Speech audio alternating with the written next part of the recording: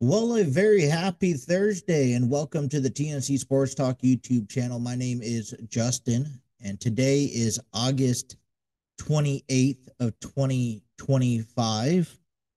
And why not better than just to kick things off with a blockbuster deal coming out of Cincinnati as the Bengals and Trey Hendrickson has finally got a deal done, at least a temporary deal.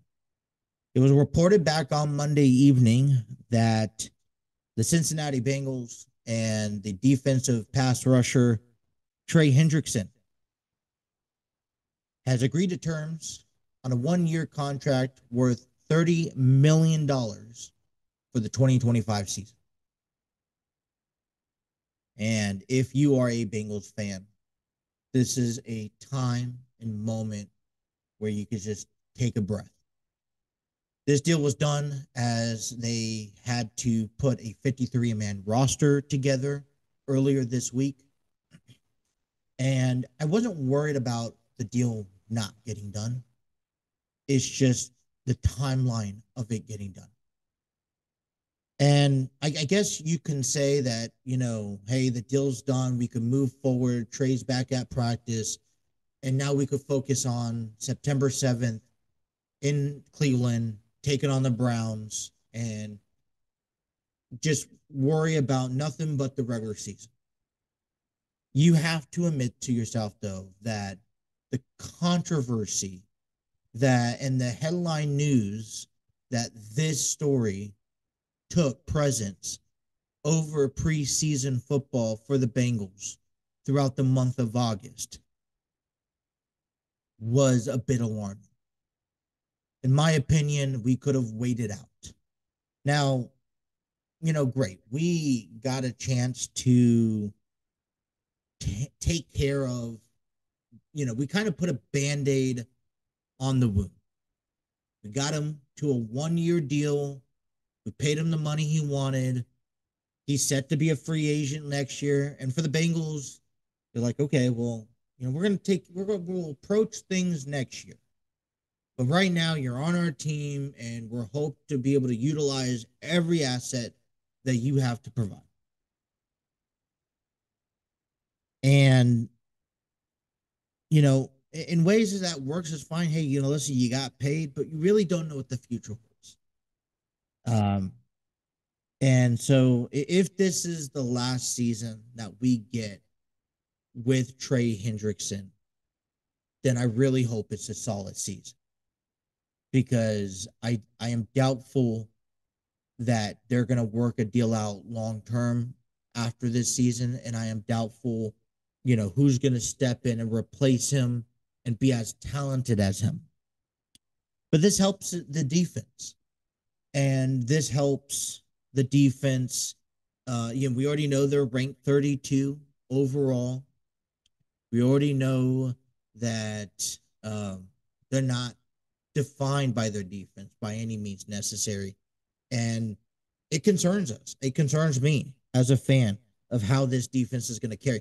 And to retrospect towards that, we really, we could say, hey, they're one of the worst defenses in the NFL today. And that's based off of what they did last year, allowing so many points per game, nearly impossible to play catch up, especially when the Bengals got behind. But we really don't know how good this defense is going to be. This is another year of collaboration, another year of chemistry.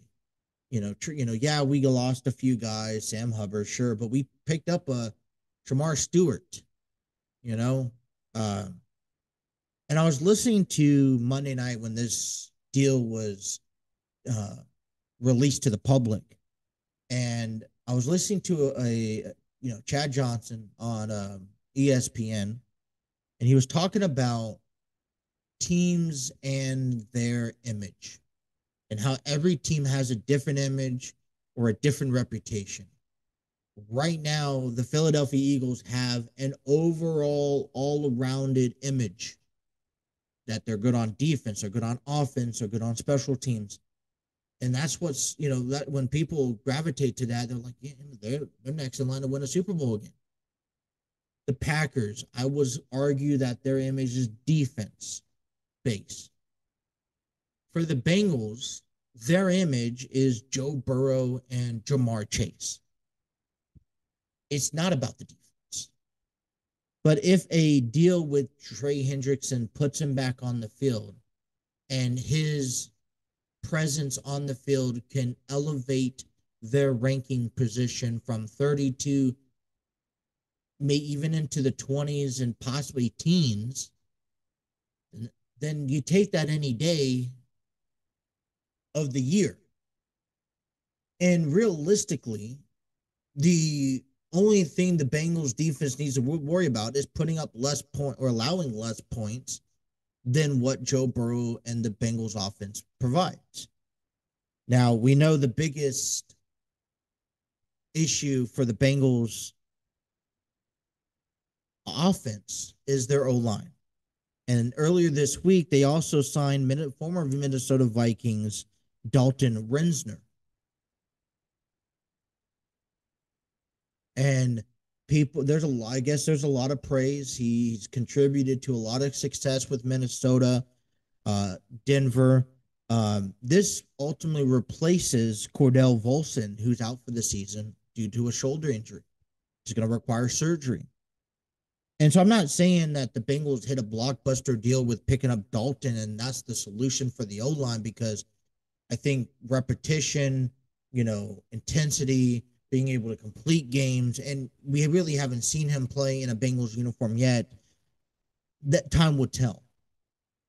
But in order to have, basically how the game plan is going to come September 7th against the Browns moving forward is that, we need to see how many points the offense is going to put up. And for the defense, that's how many points you are not allowed to give. So if Joe Burrow, Jamar Chase can put up 34 points, then the defense is only allowed 33 points. Makes logical sense. I know it probably makes logical sense to all 32 teams, but we have to work around between our strengths and our weaknesses. And our strengths is the 1-2 punch combination between Joe Burrow and Jamar Chase. It's the T. Higgins in parentheses. It's Jermaine Burton, who is showing promise and improvement as a young wide receiver. Gesicki, who I feel can be a solid tight end along with Eric All Jr. Hopefully the addition to Dalton can kind of help bring ease to the offensive line, right? So, I'm glad that a deal got done. Unfortunately, it was at the hands of a standards that I don't think neither parties wanted it. A lot of people have already argued saying that the Bengals have won the deal and Trey Hendrickson kind of missed out, because Trey, in this sense, has taken a risk on that he's going to put up another, Pro Bowl caliber player this season. And if the Bengals, decide to try to bring him back, that's another conversation. But this year, if Trey Hendrickson looks to play beyond this season, his risk is his performance on the field this year. So, I mean, and I'm gonna already go out there and just say it here on a limb. If I was Trey Hendrickson, and the Bengals, you were to continue conversations with a future contract with the Bengals, it would probably look more stern and less resilient. And it's more like, I'm not going to even sit around and entertain an idea of a contract signing if, I'll give you, we can start it in 6 weeks. Here's the time frame. So, you know, that's all. I'm just dropping everything here. Yay. But anyways, we have a busy week. A couple of things have changed. So I want to talk about that before we get down into it. The schedule is going to be different. next week. You know, so here's what's going on our channel, real quick. Working on getting the weekend content, all that stuff for the weekends played. I got 3 baseball games and 2 wrestling games already played, already being copied and ready to be in the ready to be in the importation stage of its publication. That's hopefully to get out by tonight, tomorrow. Everything takes forever to download. So that's what I'm working on here for video wise. I'm getting a jump start. My plan is to keep status quo the same at least to the beginning of next week. In WWE 2K Universe mode, we have our regular shows plus a backlash next Sunday. In our football, the NFL season starts on Thursday as the Cowboys and the Eagles take on game one, Thursday night primetime game, followed by the Chiefs, Chargers. We'll have the Bengals and Browns, then the Bills and Ravens, and then the Vikings and Bears to cap things off. Sunday is Labor Day. I will not have a episode published for Sunday for a podcast. I will have Raw, and I'm expected to have 2 baseball games completed.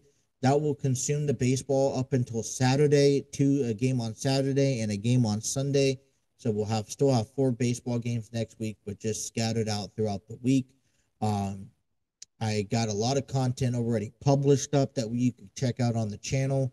But then we have, I think that's pretty much it. But as far as podcasting goes, I know the original plan was having me give you predictions in the next 3 episodes. Well, I'm not going to have a day-oriented prediction for, podcast next week. I'm going to be out of town, take care of a couple of things. So I'm going to do some pre-recording as I really want to give out my predictions for the rest of the division in both leagues, as well as give you week one's predictions. So my goal is to do some pre-recording here this weekend before I take off.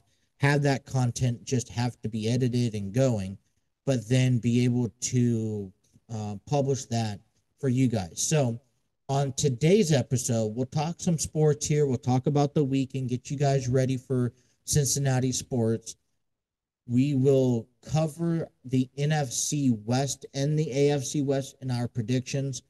Earlier this week, we recapped and covered the AFC and NFC East as I projected the Philadelphia Eagles and the Buffalo Bills to win their division.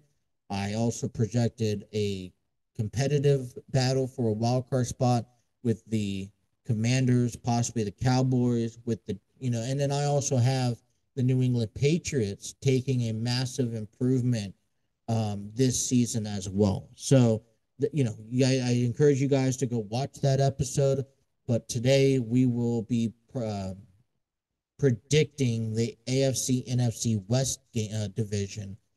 I will do an episode for the North and South combined in one podcast next week, and then I will give you a episode alone for just the week one prediction. So got a lot of content to work on over the next few days. This kind of just came up all of a sudden, had to make some adjustments, but I'm still working on getting that content back to you as soon as possible. So I appreciate everyone's patience, but that's kind of what's going on the channel. So next week, expect maybe shorter, smaller podcast time frames. Probably be great for you guys. Don't have to listen to me talk for a solid hour. But then also, as well, it's going to be just directly to the spot. We're not going to cover any other news or stuff like that, as it's going to be pre-recorded for the time frame. So, yeah, let's get right down into it. Hey, a couple great things came out of the Cincinnati sports world earlier this week. Unfortunately, this is a time of the year where if you're a solid base, you're gonna separate yourself from a playoff caliber team to a non-playoff caliber team. And it's interesting because a team like the Reds, who typically do play better against winning teams, and the Dodgers is a winning team, and our schedule that is coming up over the next 2 weeks are pretty well winning teams.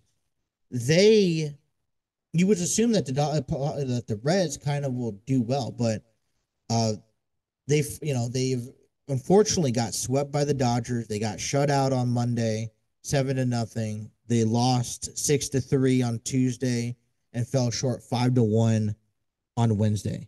Uh, but my thing is that they got swept. Now, historically for this year, this is the first sweep that they've had. Respectfully, to have it against the Dodgers is better than nothing, I guess. But it really puts us behind because as we look ahead in the playoff scenarios that we're trying to uh, put ourselves in here in the late months of the season. The Mets, you took care of 3 games and they swept the Philadelphia Phillies. And I'm like, what are you doing, Philadelphia? I mean, I understand that you have a good record, that you're comfortably in the lead for the NL East, but you're flopping over for the Mets, and you're giving the Mets a opportunity to hold on to a wild card spot. It doesn't help though when we get swept, and now that gap is 4.5 games back. And so, like I said, it's I understand. You just got done through a West Coast team. I think maybe if we had a winning road record in this series heading into Los Angeles, I would have been comfortable getting swept. But it puts me in a negative mood because I know the challenge that we have up ahead of us. We have 3 games against St. Louis. We already know that we struggle against our division, especially a team like St. Louis and the Cardinals. Then you spent Labor Day week with the Toronto Blue Jays, who are also fighting for a spot. I think they hold the lead in the AL East, right? They're not too far away from Boston and New York, but that's a competitive battle. And every game they're fighting to inch closer to a playoff berth. Then next weekend, we have probably one of the biggest series of this back end of the season, and that's going to be against the Mets. And if we can put ourselves in the next 6 games in a solid position where it becomes interesting, because right now we're 4.5 games back of the Mets in the wild card, and the Mets hold that final lead. Next weekend series can make or break if we could take 2, if not 3 games against the Mets. We could easily see ourselves within a half a game back. Well, Miami goes into New York, and if they handle business and take the series against the Mets, I mean, I know it's a lot of what ifs here, but we have an opportunity to make things very interesting here in September. But at the same time, over the next 6 to 12 games, the next 4 series, it's going to come down to, we could easily find ourselves out of the playoff race, or we could find it, hey, we're right there in it where we want to be at. And I think the ultimate question is going to be our endurance. I have watched the Reds over the last few years, and I'm not saying they're giving up, because they're most certainly not. But what I've noticed is that there are parts of the year where they shine the best at. It seems to me that the Reds come towards the back end of the year, in the back end of August, the month of September, and they just struggle to even maintain 500 baseball. And I think as a fan, I want the Reds desperately to at least be able to get back to a wild card spot. I don't care if they lose the first 2 games and get eliminated by Tuesday in the wild card, but I want to see them back through the wild card, and I think it's fair to ask for that. Um, you know, I think last year David Bell kind of took the approach of, well, let's not jump out to an early start in the season. Let's mellow out. Let's make sure our players were healthy because we noticed that our players weren't healthy come August to September, and we found ourselves getting taken over, and we couldn't finish the season. And so, as much as I have set goals for the Reds in these remaining weeks, obviously, I don't want them getting swept by teams. I don't mind if they lose a series here and there, but they really don't have room for um, mistakes like that. But yeah, I have a goal of wanting them to finish the season above 500. And I think that's fair, especially under Terry Francona, especially what we've seen out of this ball club here over the months. But at the same time, I want, having them make it to a wild card this year when they have the opportunity to, I think just makes a statement and gives the front office a reason to continue to push good talent in Cincinnati. I mean, look, Miguel Andujar got traded over to Cincinnati. He's had a decent run. You know, Key Brian Hayes is going to be an asset on that left side of the field. His offense has kind of picked it up just a little bit. And we have made adjustments to improve this team. I feel solid with the Hunter Green, Andrew Abbott, Nick Lodolo 1, 2, 3 punch with Brady Singer in there. I mean, when was the last time that you felt confident in your starting at least 3 to 4 guys to take them out? And last time I remember anything along that line would had to be with Johnny Cueto. And then we make that decision to trade him. So my point is here is that we're starting to settle in on a ball club that no is not a top tier club, but has the potential with how we like the performances. And I don't want to see the organization tear it apart again because they missed an opportunity one year. And but if we are capable of hitting all the other goals on top of earning a wild card position, I feel like that's just enough to go off of to help. Hey, we got a good product out there. I think we're still working on it. Don't give up hope yet. Let's try to do what we can to keep this team good, like it is. Maybe still if we can improve of it, but don't just tear us apart yet. I don't want to run into that. So, but I go back around the next, I'm gonna say 6 to 12 games, which 9 of those 12 are at home. We have today off. We're back at Great American Ballpark. 3 against the Cardinals, 3 against the Blue Jays. Day off on Thursday. We have 3 against the Mets. Then we head out to San Diego for 3, who, by the way, lost in a series towards the Seattle Mariners. San Diego heads over to Minnesota for a 3-game series. Milwaukee's over in Toronto, so that's going to be something to watch for this weekend. But first things first, right?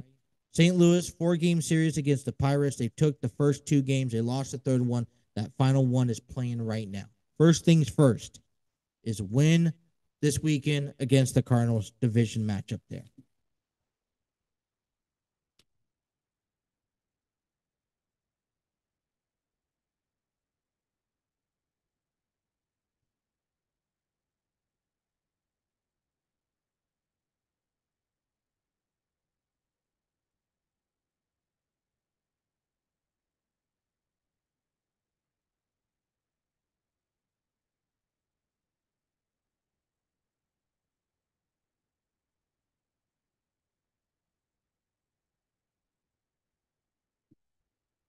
Okay.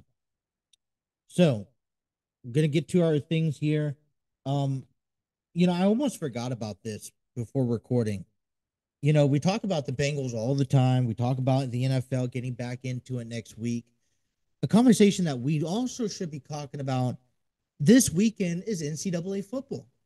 That's dedicated for this weekend and what we can expect to have. Uh, but no, I mean, let me get this message out real quick. I have to reply back to this here.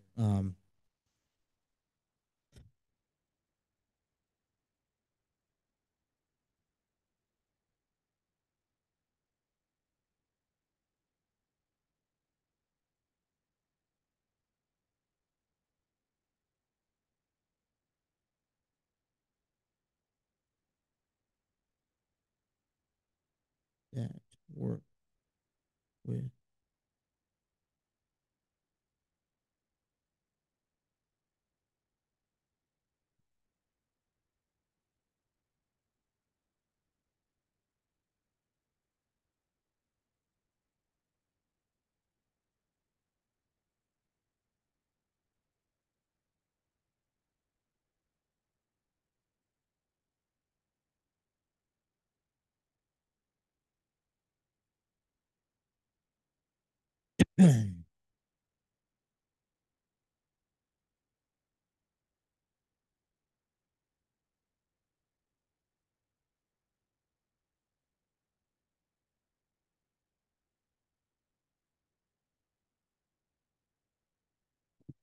all right.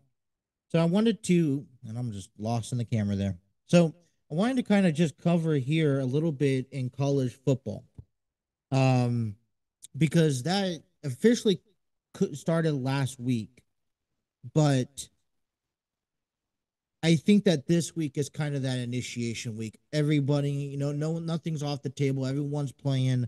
Um,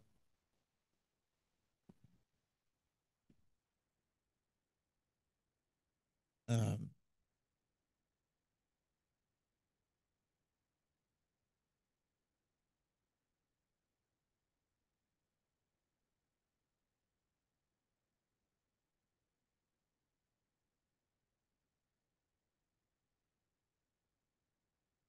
where?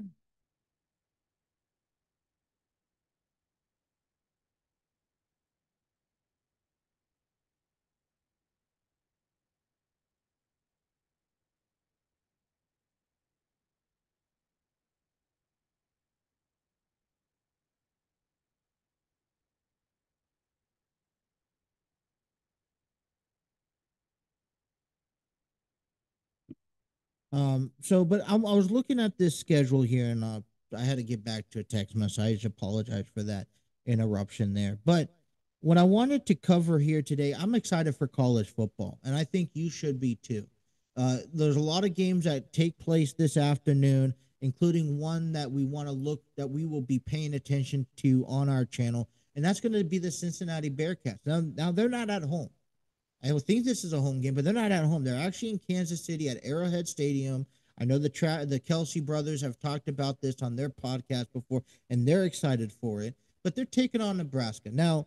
Look, not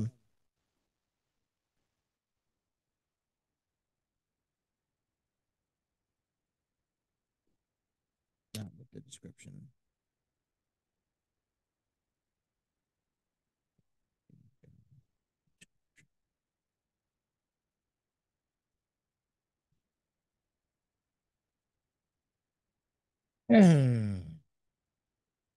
So I was looking at this list today, um, and I was looking thinking about the Cincinnati Bearcats playing. They have changed conferences last season. I think there was an adjustment period, or it wasn't like just last week. Last season it was like 2 seasons ago. It's an adjustment period. They're getting prepared. It's a new adjustment when you play different teams, more higher ranked teams where it's more televised, it's more national. There's a lot of eyes on you. I know tonight's game on ESPN is going to be uh, something that people are going to watch.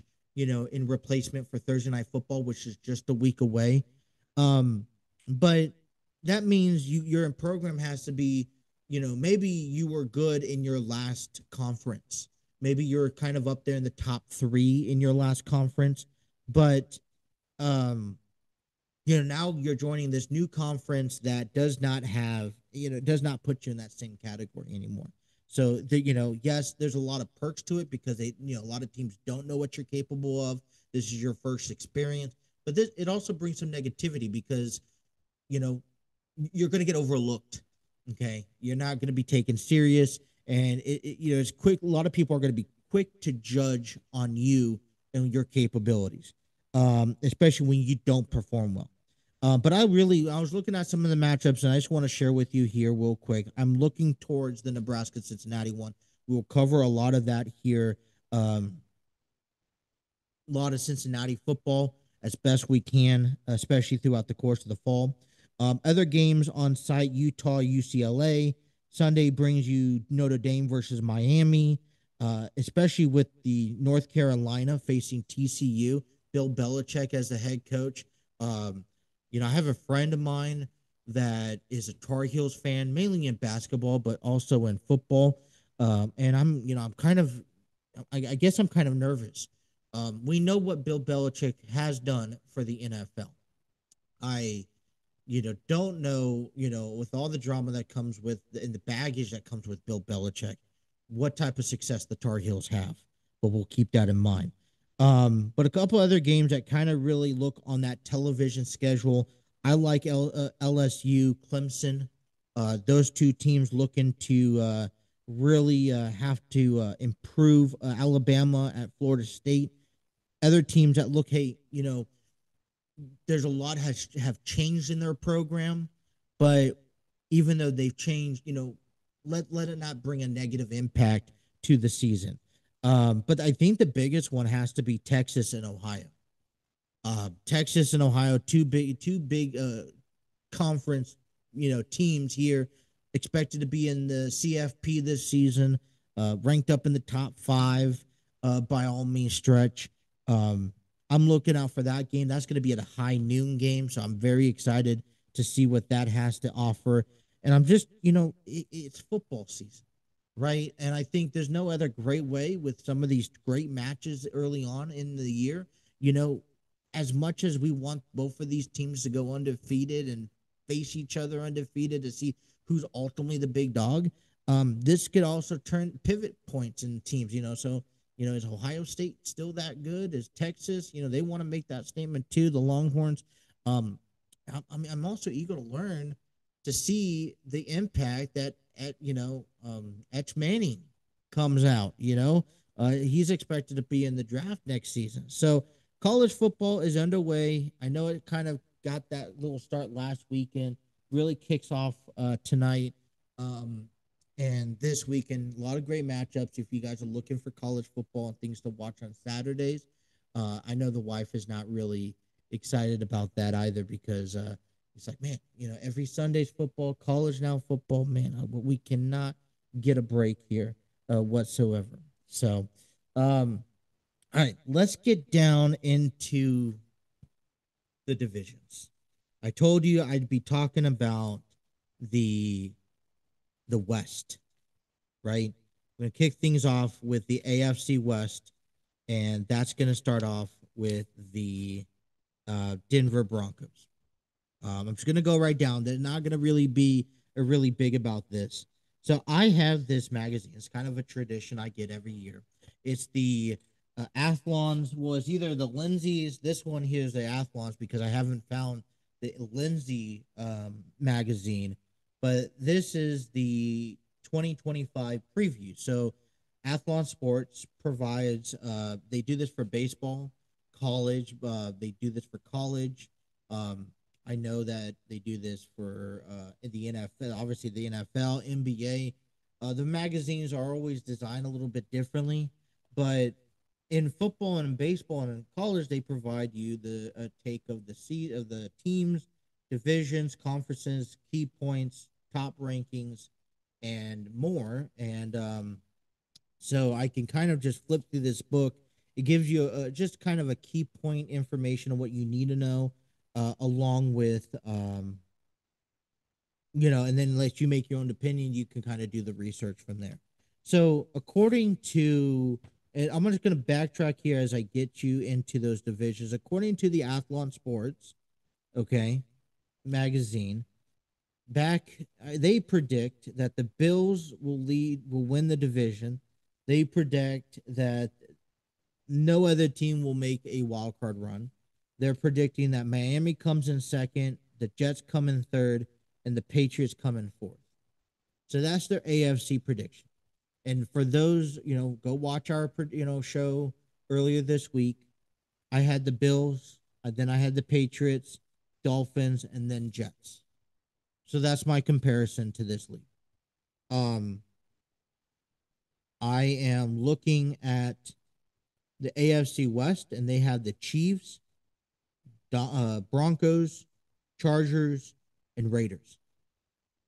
And I'm going to be honest with you. Out of all the conferences, out of all the divisions, I really do think that the AFC West is a division to watch out for. And I think it's going to be the most competitive, the most impactful division across the NFL overall.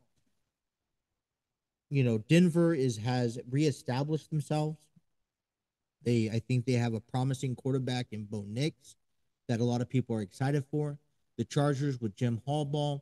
I don't know how much more time you give Jim if he doesn't succeed. But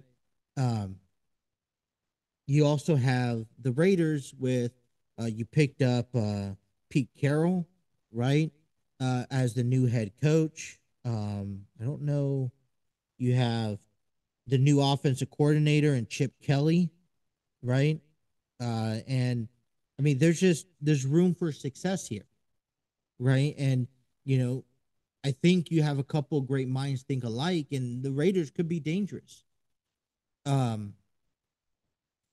also according to Lindsay's, not Lindsay's, but Athlon Sports, they have the Denver Broncos and the Los Angeles Chargers as a wild card contenders. So let's get started right down to the Kansas City Chiefs, because in my prediction, I have the Chiefs winning the division again. The Kansas City Chiefs are a team to beat in the NFL. I know definitely in the AFC. So the Eagles beat the Chiefs last year in the playoffs. There have been teams who've beaten the Chiefs before. It's nothing new. But it doesn't mean that the Chiefs are not a good team. The Eagles are a recently well team. Definitely has had their ups and downs. But see, the one thing that I think that the Chiefs are so dangerous in is that they are already established that they don't need to start off the season strong. Unlike the Bengals, who can benefit getting off to a 3-1 or a 2-2 start in their division, the Chiefs know that they don't have to bank on every win. So they begin their first game next Friday in Sao Paulo, in a different country. Then they take on the Eagles. Then they got teams like Baltimore this year. They got, obviously their divisions, but Buffalo and, before a bye on the road. It's going to be at Buffalo, bye, and at Denver. That's going to be a good break for them. They really don't have any challenging teams. I mean, Houston, they're facing the South this year, it looks like. So they're taking care of all those components. Giants aren't really well. So Eagles early on, maybe with the Chargers, that's a 1-2 punch. You get an early win there. Baltimore, Jacksonville. Detroit's going to be a good one. Washington could be a good one, but they're at home. So, I mean, this is where I just feel like the way that their schedule is set up, they should be winning. And, last year they came in with 15 wins. The year before that, a Super Bowl champion at 11 wins. So as long as they win 10, I don't care if it's a wild card. I don't care if it's a division. They're going to be set. They're going to be good. This is also a team at that back end of their success, right? They've been to the Super Bowl the last 4 out of the 5 years, and they won, what, 3 out of the last 5? Yeah, 3 out of the last 5. So I'm not worried about this team. This team is still around the same now. It's if they can keep up. Hey, time catches up with everyone. So how are they keeping themselves relevant in the league as everyone's trying to make improvements? And is it, and if not, are they still good enough to maintain themselves? So this leads me to this is beyond this point. I have the Chiefs winning the division. Beyond this point, this is where it's challenging. But I have to go with the Denver Broncos. Made the playoffs last season, first time winning 10 games in quite some time. They got Sean Payton as the head coach. They got Bo Nix as your quarterback. I mean, it looks like a promising 1-2 punch combination. When in a division that you have a lot of coaching talent as well as solid players on both sides, it will lead to a fun division. But they kick things off against Tennessee. I'm starting to see a lot more easier competitions. I feel confident with them taking on, at home games. So they got the Colts and the Chargers. Bengals are going to be a fun one, but they're at home against the Bengals. And I think that's a Monday night game. So primetime game, I can easily win. They'll have some challenges. They do have a London game early on, so they're going to be on the road against Philadelphia on October. This is how the month of October looks. October, they're going to be in Philadelphia. Then they're going to be in London to take on the Jets. They'll be back home against the Giants and the Cowboys. So they're facing nothing but East Coast teams. Two of them are going to be on the road, which is going to be challenging, and it's going to be all how you are able to come back and bounce. Now, they'll have the opportunity to bounce back with the Giants, but if they don't bounce back well, they may struggle with the Cowboys and then Houston. So, I mean, they do have a couple of leniencies here. Like I said, they're all kind of sprouted out. I think they have that one little nick in the in that schedule that kind of pushes them towards less. Now, I'm a John Harbaugh fan. The days back with San Francisco, enjoy what he's done in Michigan. Hopefully, he gets an opportunity to carry it over with with the Los Angeles Chargers.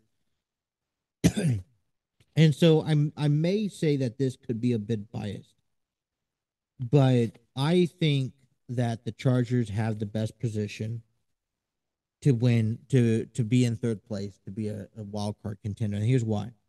I've heard a lot of people saying that, hey, don't let the Raiders bypass you. It's going to be a good game. They've only won 4 games last year. Prior to that, they won 8. They've been kind of on that change over the last on that trend over the last couple of years. But the Raiders also don't have. I think they have a lot to work on and improve. And yeah, they have Pete Carroll. Yeah, they have Kelly or Chip Kelly, but they have to improve themselves first. And I need to see improvement from that 4 game. It doesn't mean that they can't win a couple games. They beat Baltimore, right? They beat the Browns, but last season they kind of struggled against a lot of teams like Atlanta, Tampa Bay, Miami was a struggle. Um, the Rams, Pittsburgh, just teams, that they should have won, Carolina. And I think that's what kind of it's like, all right, I need you to prove to me, right? You got some good coaches, you got a Geno Smith, you have that's now taking that forerun with his success out there in Seattle. Now you got Pete Carroll to joining back in with Geno Smith. You got Chip Kelly, an offensive coordinator. My thing is that now just prove to me. I don't think you could just turn around and with the flick of a switch, oh, yeah, this is a new powerful team. But they are going to give I think they're going to give Chargers a run for their money. If Chargers kick things off, it's going to be against the Chiefs and the Raiders, right? Excuse me.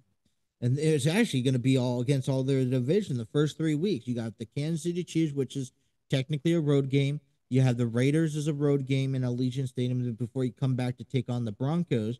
And then, sure, you're going to have a couple easy out weeks. But, I think that they have a better key eye on things with Jim Harbaugh as your coach. I think they, have a solid team put together. that I think they could hang in there in the division. So I had the Chiefs, the Broncos, the Chargers, and then the Raiders. But that last two is going to be quite iffy here. All right, so I want to get a head over to the NFC. We'll talk about the West here. Let me get back to Lindsay's predictions. If I could get to it in time. I'm going through the pretty thick pages here. But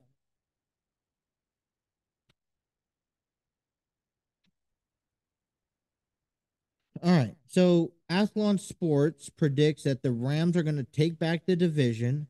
Seahawks come in second with their improvement team. The team on the downhill would be the 49ers, followed by the Arizona Cardinals. Um, you got a new offensive coordinator for Seattle and Clint Kobach. Um, and that's pretty much it. So nothing exciting. I do think I'm actually going to change it up here because the NFC is a bit challenging, and I do think that Seattle has a little bit more to offer with Mike McDonald there. You have Sam Donald, who I think is a better quarterback than Geno Smith. You picked up Cooper Rush from the Rams. That would help elevate your offense with Najiba. I mean, they finished off 10-7 last year. I think they're going to be contenders yet again this year. Schedules look quite similar. They're kicking things off against the 49ers, then at Pittsburgh. What the Cardinals, Jacksonville, Houston should be easy wins. Arizona again down the line, Tennessee, maybe Minnesota, the Colts, Carolina. So I'm not saying that it's going to be a walk through the park.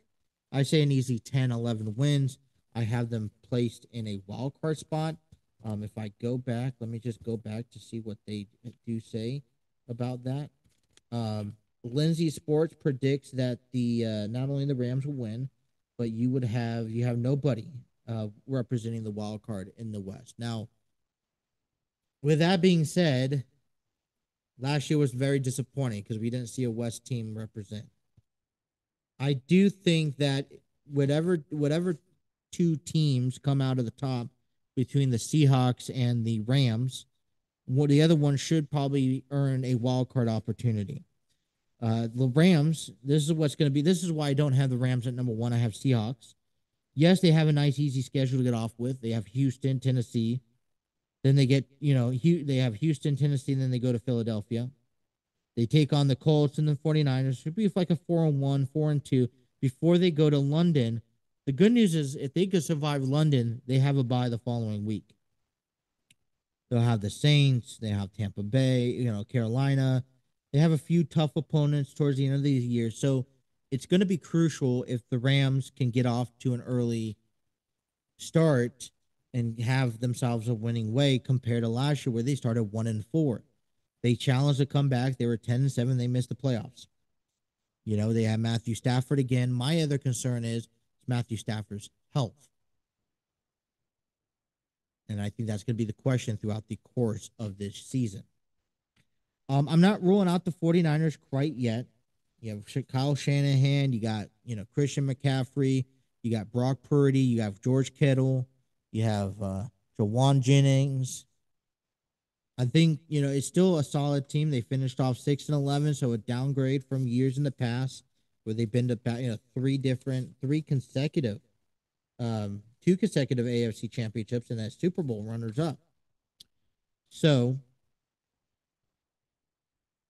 I think another balance out. It may be a 7-10, 8-9 this year.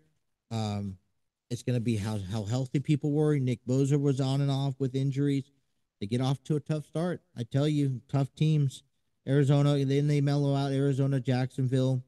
I'm just trying to think of easy ones that they should win. Houston, Giants, right? If they pick up and they capitalize on that, then I feel like second, maybe even creeping in the third. I don't see them making the playoffs this year. Last but not least is Arizona Cardinals. I just don't know where the Cardinals have. You have Marvin Harrison Jr., you have Kyle Murray, McBride. I think you have a solid. You have an okay team. They finished off 8-9, better than the 49ers last year. I mean, I think a lot of these matchups are good. Saints is a good matchup for them. The Panthers, Tennessee is going to be a good matchup for them. Green Bay is going to be a challenge along with Dallas, I'm assuming. But, Arizona is one of those teams that, although they're not the talk of the century, the talk of the division, they are a team that you can be a bit surprised about. So, look forward towards that. Anyway, so I have the Seahawks, Rams, 49ers, and the Cardinals coming in your AFC North. I have the AFC West as your Chiefs, Broncos, Chargers, and Raiders. I have the AFC West as your division to look forward to this season. I also have the Broncos making improvements. The Raiders could make improvements, but I haven't seen nothing yet. And Seahawks making a big leap up front. All right. So, like I said, the next couple of episodes are going to be more direct as we cover the AFC, NFC South, and North in one. On the other one, we're going to be covering the first week of the NFL season and our predictions with who we think are going to win. So, stay tuned for that. That is all coming up next week. Don't forget to hit that like, share, and subscribe button for more information. And thank you guys for checking us out. Stay tuned for more content, whether it's another podcast or it's another video, as we have SmackDown coming tomorrow. We have main event on Saturday.